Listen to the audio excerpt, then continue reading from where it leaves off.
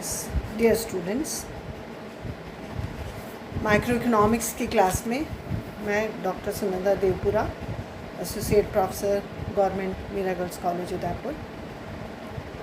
आज हम micro economics की क्लास में उपयोगिता विश्लेषण का पार्ट 2 करने वाले हैं।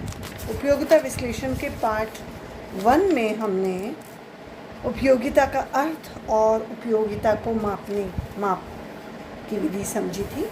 आज हम करने वाले हैं कुल उपयोगिता व सीमांत उपयोगिता। पहले हम कुल उपयोगिता और सीमांत उपयोगिता का अर्थ समझेंगे, बाद में इन दोनों के बीच का संबंध आपको बताएंगे। तो आज का हमारा लेक्चर है उपयोगिता विश्लेषण। इसका हम पार्ट 2 करने वाले हैं, जिसमें हम कुल उपयोगिता व सीमांत उपयोगिता का अध्ययन करने वाले हैं। कुल उपयोगिता यानी टोटल यूटिलिटी क्या होती है? किसी दिए हुए समय में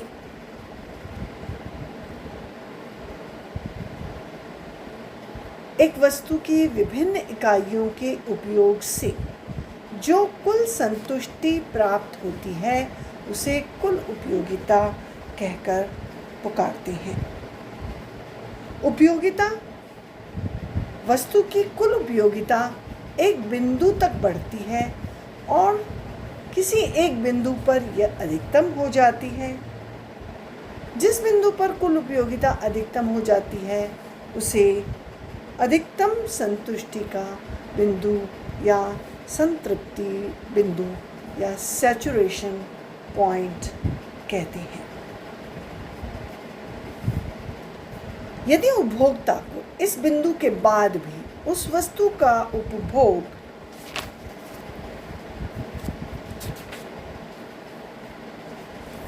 जारी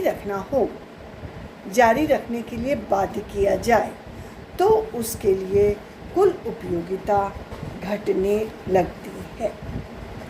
तो ये रहा कुल उपयोगिता। कुल उपयोगिता यानी कुल मिलाकर वस्तुओं की विभिन्न इकाइयों के उपयोग के बाद जो संतुष्टि मिलती है उसे कुल उपयोगिता कहते हैं। अब हम आगे चलते हैं नेक्स्ट पेज पर। सीमांत उपयोगिता।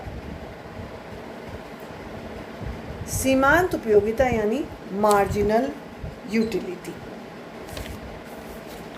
इससे पूर्व हम ये बताना चाहेंगे कि कुछ लेखकों का मत है कि प्रारंभ में कुछ इकाइयों तक कुल उपयोगिता बढ़ती हुई दर से बढ़ सकती है। उस स्थिति में सीमांत उपयोगिता बढ़ती हुई होती है, लेकिन अंत में एक बिंदु के बाद कुल उपयोगिता घटती हुई दर से बढ़ती है, अर्थात सीमांत उपयोगिता घटने लगती है।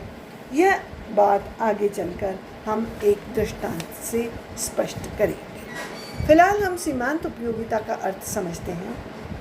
किसी दिए हुए समय में उपभोक्ता के द्वारा वस्तु की एक इकाई का उपभोग बढ़ाने से कुल उपयोगिता में जो परिवर्तन आता है उसे सीमांत उपयोगिता कहते हैं।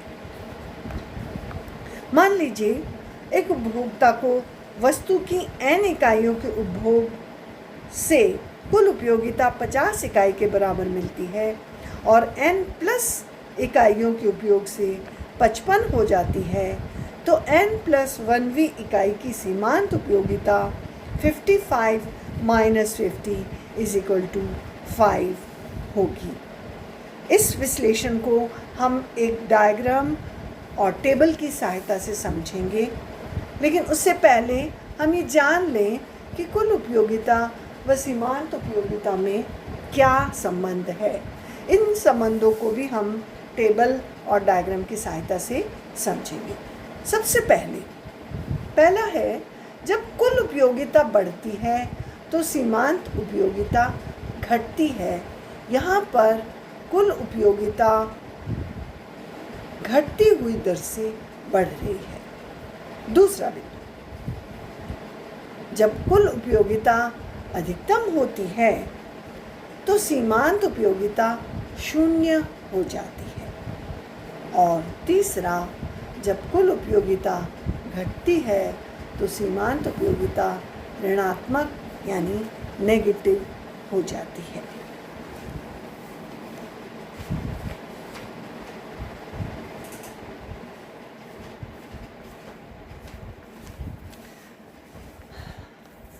नेक्स्ट पेज पर चलते हैं हम। यहाँ पर ये जो डायग्राम है ये आपको एक्सप्लेन करेगा। यहाँ पर जो ये डायग्राम है ये आपको कुल उपयोगिता और सीमांत उपयोगिता के संबंध को समझाता है।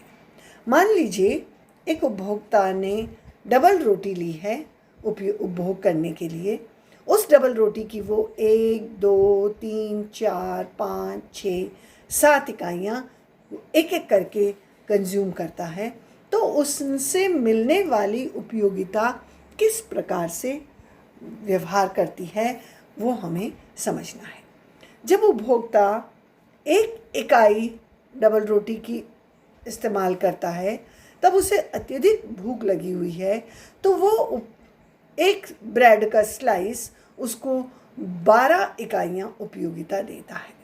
तो उसकी सीमांत उपयोगिता 12 इकाई उस पहली इकाई की।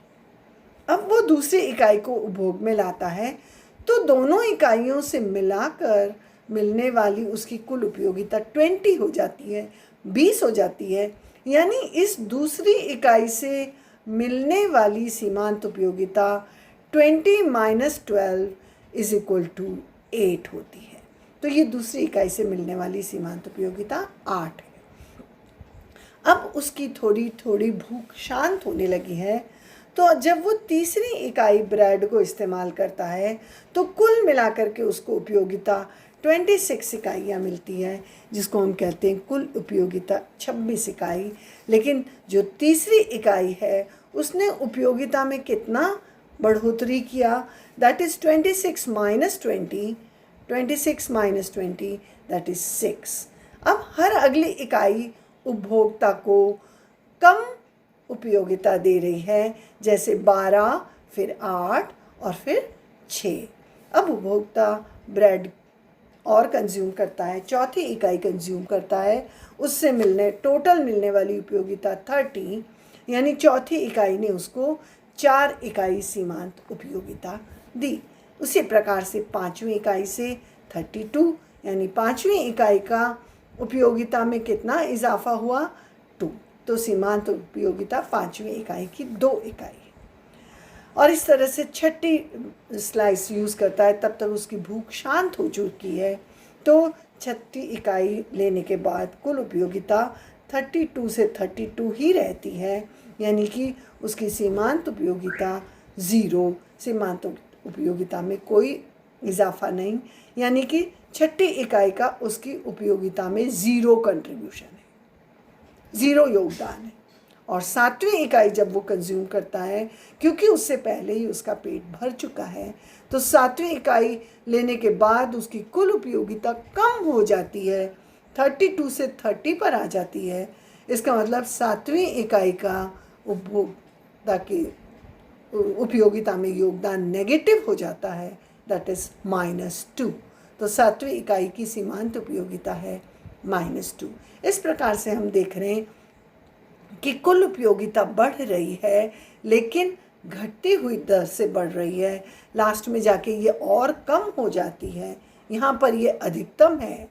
और इसी प्रकार से सीमांत उपयोगिता जो है वो धीरे धीरे हर अगली इकाई के उपयोग के बाद घटती है और यहाँ एक स्टेज पर आकर के 0 हो जाती है।